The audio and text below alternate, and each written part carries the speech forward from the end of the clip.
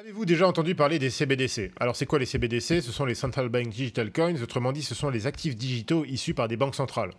Alors il y a pas mal de médias mainstream qui commencent doucement à en parler après que la Banque Centrale Européenne ait annoncé une phase d'étude visant à la mise en place d'un euro numérique à l'horizon 2023-2025. Alors pourtant les CBDC c'est pas une chose tout à fait nouvelle, c'est une chose qu'on connaît bien dans le milieu des cryptos. On en parlait déjà beaucoup entre nous, souvenez-vous, en 2018. Certains en parlaient de façon très enthousiaste parce que selon eux c'était un petit peu le signe de l'adoption de masse des crypto-monnaies. Et d'autres comme moi avions plutôt des sérieuses réserves, étant donné que l'adoption de la blockchain par des banques centrales, sous contrôle mondialiste, nous semblait être évidemment un événement très inquiétant du point de vue des libertés économiques, comme nous allons le voir aujourd'hui. Tout d'abord un petit peu d'histoire. Il faut savoir que la digitalisation de la monnaie, ce n'est évidemment pas une chose tout à fait nouvelle. Cette digitalisation de la monnaie, ou plus exactement cette digitalisation de la création monétaire, c'est vraiment généralisé depuis 30, 40, 50 ans, avec l'apparition du système dit de l'argent dette, des réserves fractionnaires, et de la politique du quantitative easing, c'est-à-dire ce qu'on appelle la politique aussi de la planche à billets, quoi. Alors côté consommateur, la digitalisation de la monnaie fait aussi depuis longtemps partie du quotidien, surtout depuis que nous sommes tous habitués à réaliser presque toutes nos transactions par carte bancaire, notamment sur Internet. Bien sûr, les moyens de transaction numériques présentent un grand nombre d'avantages. C'est très pratique, ça nous permet de payer facilement, rapidement, sans avoir à transporter de larges quantités d'argent liquide sur nous.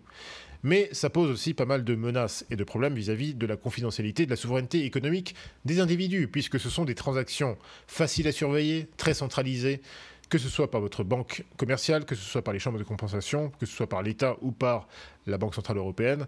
Et donc ça fait que ces transactions sont finalement faciles non seulement à surveiller, mais aussi à censurer. Et justement, depuis la fin des années 2000, un certain nombre de gouvernements et d'organisations mondialistes cherchent ouvertement à orienter les populations vers un modèle de société sans argent liquide. En Europe, l'un des pays pilotes, c'est clairement la Suède, qui se dirige vers l'objectif d'une société sans cash à l'horizon 2023. Justement, pour toutes ces raisons, les crypto-monnaies ont gagné en popularité au cours des années 2010, notamment parce qu'elles sont apparues comme une alternative sérieuse au système bancaire traditionnel.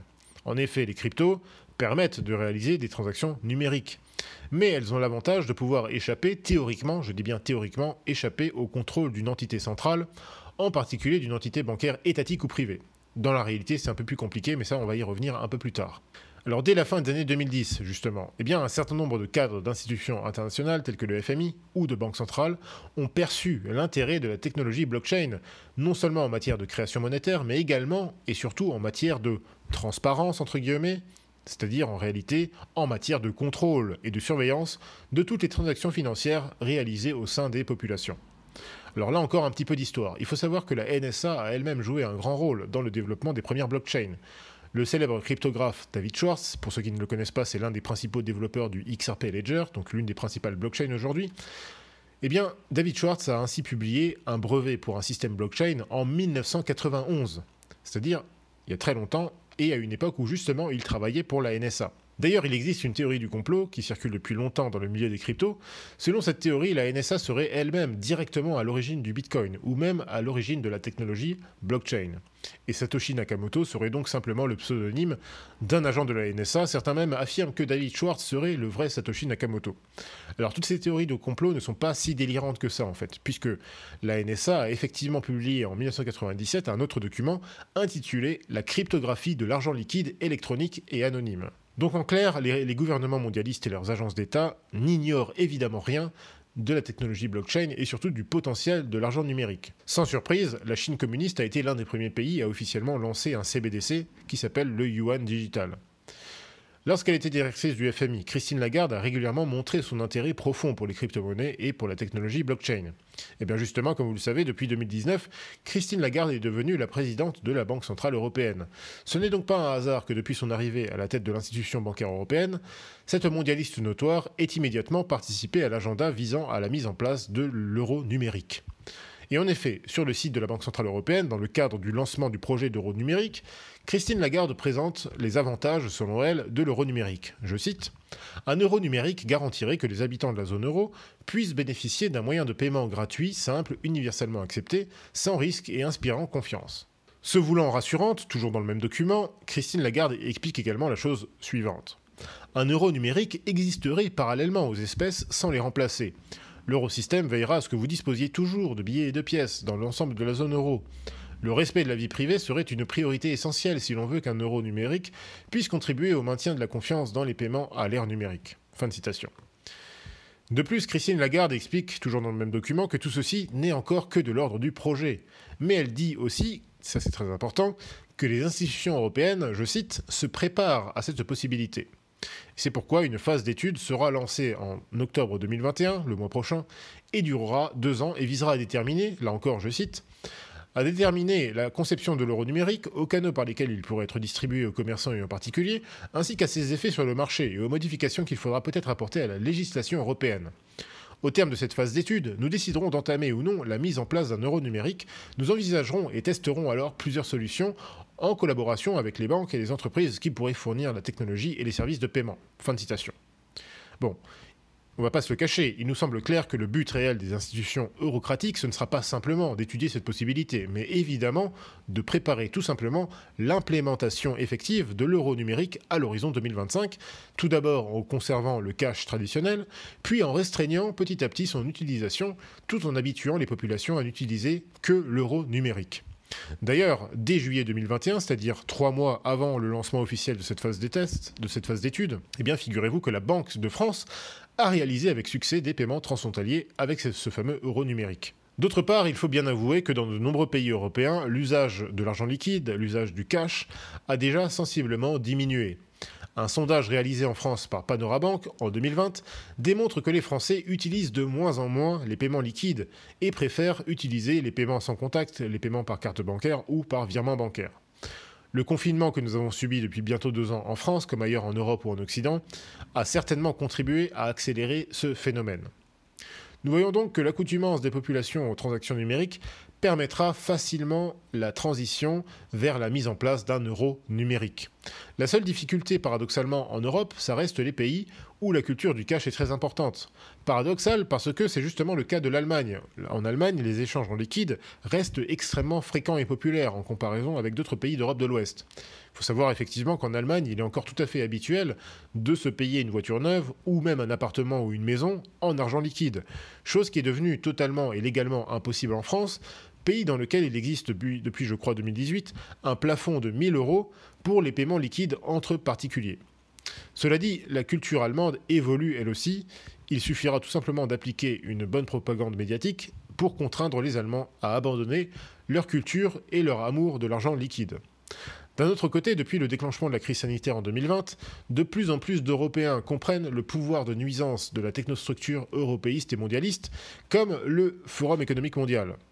Beaucoup commencent à comprendre que le but réel de la digitalisation totale des échanges économiques vise à permettre un pouvoir de surveillance absolue des transactions bancaires des particuliers et des entreprises dans la zone euro.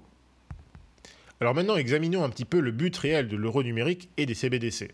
Comme d'habitude, ce type d'outil technologique, il est toujours à double tranchant. Évidemment, on va justifier ce pouvoir de surveillance permis par l'euro numérique, par la nécessité, par exemple, de combattre le financement du terrorisme ou du crime organisé, ce qui est évidemment une très bonne chose en soi, et c'est même un devoir, un pouvoir régalien tout à fait évident. Par contre, cet argument, en réalité, il est en partie fallacieux, dans la mesure où l'essentiel des transactions opérées par les organisations criminelles internationales passe déjà en majorité par le système bancaire existant, lequel dispose, en théorie, de nombreux systèmes d'audit et de contrôle antifraude. En réalité, il est beaucoup plus probable que la mise en place de l'euro numérique et des autres CBDC servira à la surveillance et au contrôle, direct ou indirect, des comptes bancaires et des transactions des simples citoyens et des petits entrepreneurs, c'est-à-dire de cette catégorie majoritaire de la population qui n'a pas les moyens de faire de l'optimisation fiscale ou d'engager des experts en blanchiment d'argent. Il y a aussi une forte probabilité pour que la mise en place de ce nouveau paradigme fiduciaire serve à persécuter un peu plus tous les citoyens qui seront jugés comme déviants, soit parce qu'ils adhèrent à des idées politiquement incorrectes, soit parce qu'ils suivent un mode de vie jugé illégal par le régime en place, soit parce qu'ils sont critiques, par exemple, vis-à-vis de telle ou telle politique imposée par le régime. Donc, on peut s'attendre à ce que des personnes, par exemple, qui ont des opinions nationalistes, catholiques, intégralistes, ou des personnes qui veulent faire l'école à la maison pour leurs enfants, chose qui est aujourd'hui interdite quasiment en France, ou des gens simplement qui se posent des questions par rapport au narratif officiel mis en place par le système médiatico-politique, eh bien ces gens-là pourront être les cibles plus tard, effectivement, de cette surveillance bancaire généralisée. C'est justement exactement la thèse exposée par l'énarque Eric Verhage, qui est le fondateur du Courrier des Stratèges, qui nous explique la chose suivante dans une récente interview. Je cite: La logique de l'euro numérique sera que vous n'aurez plus un seul euro sur votre compte en banque sans que la Banque centrale européenne ne sache d'où il vient et l'usage que vous en faites. Cela pourra aussi permettre, par exemple, de désactiver la carte bancaire d'un individu s'il ne télécharge pas l'application Stop Covid. Alors en fait, cette cancel culture bancaire, elle s'applique déjà, depuis de nombreuses années, au détriment de nombreux mouvements ou personnalités dissidentes en France ou aux États-Unis.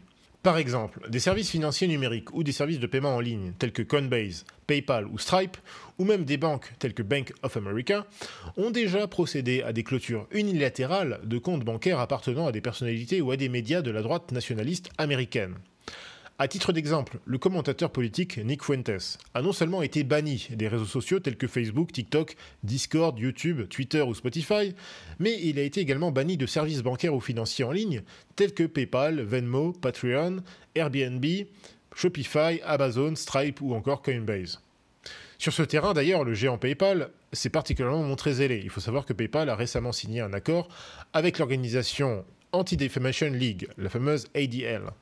Et les choses sont encore allées plus loin que ça, puisque le commentateur Nick Fuentes s'est même vu confisquer environ 500 000 $ en bitcoin par le FBI cet été. Pour quelle raison me direz-vous? Eh bien en fait pour aucune raison autre de ne pas avoir tout simplement l'opinion qui convient au régime en place, tout simplement.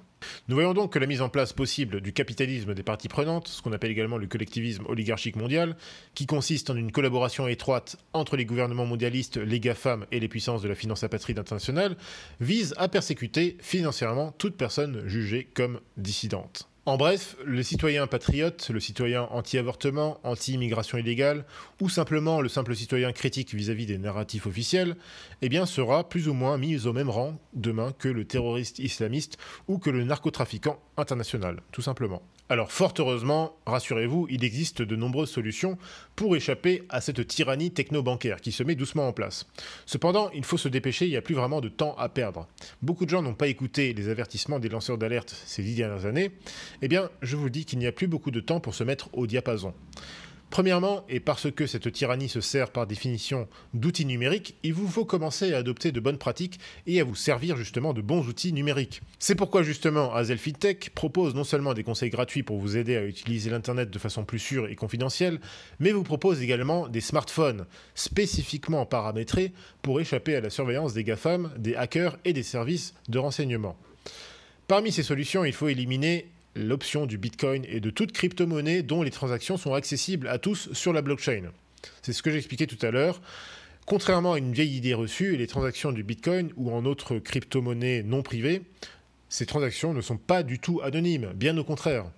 Au mieux, au meilleur des cas, elles sont pseudonymes, mais en réalité, à partir du moment où votre identité est rattachée à telle ou telle adresse Bitcoin ou autre, n'importe qui de suffisamment motivé peut assez facilement ouvrir un Blockchain Explorer et consulter absolument tout l'historique de vos transactions, où vous avez acheté votre Bitcoin, à qui vous l'avez envoyé ou qui vous en a envoyé.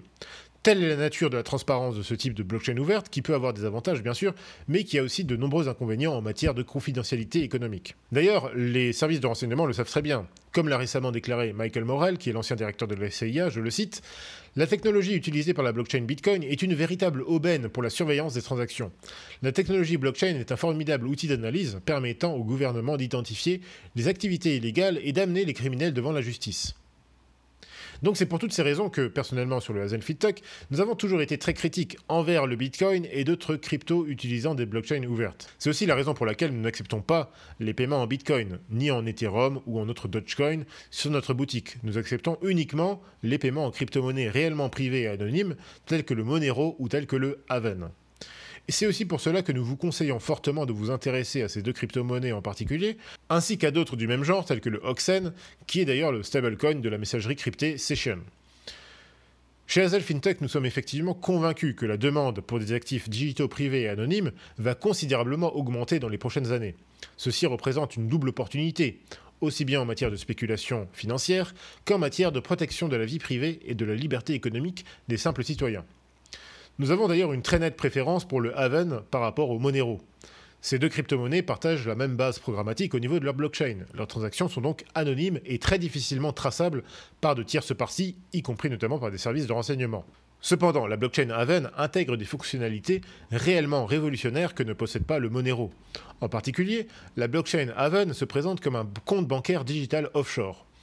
Depuis votre portefeuille Haven, vous pouvez non seulement stocker, recevoir ou envoyer vos Haven, mais vous pouvez également les convertir directement depuis votre portefeuille en dollars, en euros, en francs suisses, ou même en bitcoin ou en onces d'or. En clair, la blockchain Haven dispose d'actifs qu'on appelle des X-assets qui répliquent la valeur du cours du dollar, du cours de l'euro, du cours du franc suisse, du bitcoin ou même de l'or, et qui vous permettent donc de réduire votre exposition, si vous voulez, aux mouvements fluctuants, par exemple du Haven. Donc ceci représente vraiment une révolution énorme dans la mesure où vous pouvez disposer de versions numériques d'actifs fiduciaires traditionnels et réels que vous pouvez échanger, convertir, recevoir ou envoyer de façon totalement privée et anonyme sans avoir à passer par une plateforme d'échange centralisée qui vous imposera justement de vous identifier et de vous rattacher peut-être parfois dans certains cas même au fisc de votre pays. Donc pour être clair, c'est sûr que en ce qui nous concerne, chez Hazel FinTech, on continuera à investir et à utiliser le Haven et le Monero également aussi. Bien sûr, il existe plein d'autres mesures à mettre en place pour se préparer à la tyrannie technobancaire. Ça passe par l'achat d'or, l'achat d'argent physique, l'acquisition de biens immobiliers et de terrains, surtout à la campagne, pas en ville, mais surtout à la campagne. Ça passe aussi par le développement d'entreprises, de réseaux communautaires, d'alliances familiales, etc. etc. Je ne vous fais pas un dessin. Mais tout ceci, il faut le préparer dès maintenant si on veut espérer pouvoir vaincre les mondialistes et les technocrates d'ici une dizaine d'années. Après, il sera peut-être trop tard.